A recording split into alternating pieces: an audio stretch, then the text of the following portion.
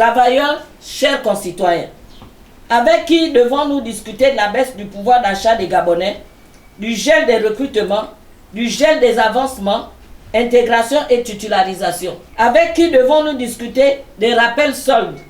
des primes et du paiement des droits des agents des secteurs privés et parapublics? Avec qui devons-nous discuter des problèmes des déflatés de la CNSS, de la SNBG et du CHU d'Angodje? Avec qui devons-nous discuter de l'absence du décret d'application du nouveau système de rémunération qui oblige les retraités de la fonction publique à toucher une pension provisoire depuis 2015 en violation de la loi numéro 4/96 du 11 mars 1996 fixant le régime général des pensions de l'État?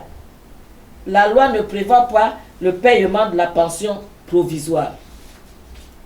Avec qui devons-nous discuter de la mensualisation de la pension retraite des retraités de la CNSS devenu un droit acquis depuis 2014?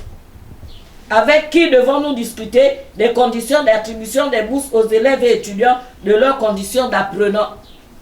Avec qui devons-nous discuter du problème de services rendus aux retraités des agents civils et militaires de l'État en violation de l'article 86 de la loi numéro 1/2005 qui stipule que, en cas de cessation définitive d'activité, à l'exception de la révocation ou du licenciement, tout agent public a droit à une indemnité de service rendu. Travailleuses, travailleurs, chers concitoyens,